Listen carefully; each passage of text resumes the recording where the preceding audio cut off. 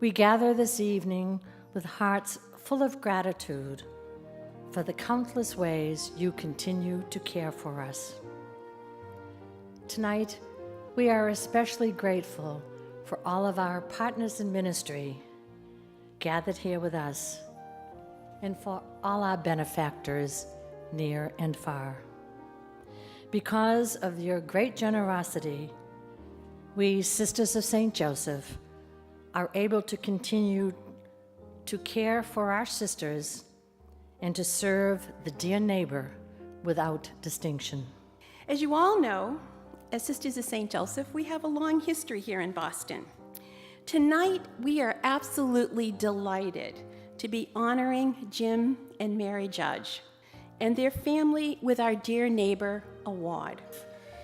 It's a true honor, really, for Mary and myself and my family to be here tonight, really celebrating the incredible work that the Sisters of St. Joseph of Boston do. We, as a family, have always believed that faith, family, and community do come first, and those are core values that I think have been strong guideposts throughout our life, and as we've expanded our family with children and grandchildren. So we're particularly honored to be recognized with this award from the sisters. When I look at what these sisters have been able to do in our community, I'm really awestruck. I mean, you work tirelessly for the dignity of people to raise up our communities in so many ways. You're empowering women with health and wellness opportunities, heading them to improve financial stability, which helps them to have more likely success with the education of their children.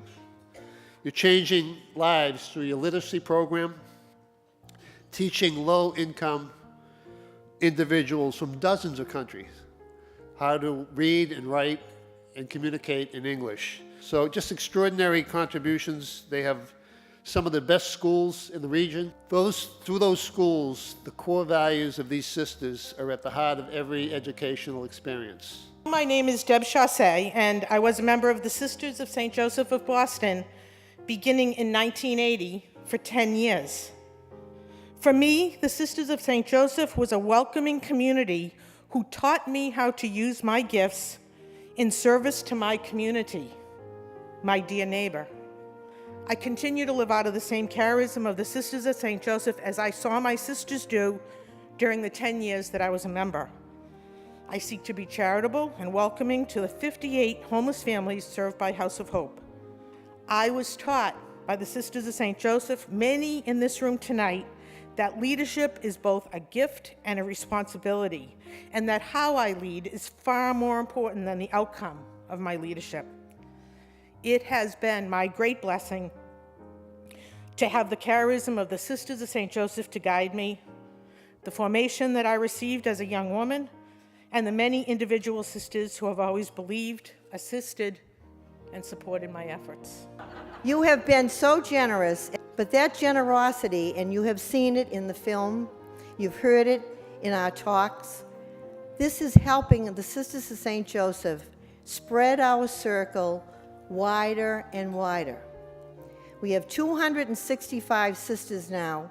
When I entered 60 years ago, my number was 2,015. But God must want the work of the Sisters of St. Joseph of Boston to continue. And so one of the things that Sister Rosemary referenced in her talk was that Mother St. John Fontbonne was known to be a person who did ordinary things in extraordinary ways. And we saw that tonight in the family that we honored. They do ordinary things in extraordinary ways. I'm here to tell you the Sisters of St. Joseph do the same thing. We do ordinary things, but we do them in extraordinary ways. Thank you.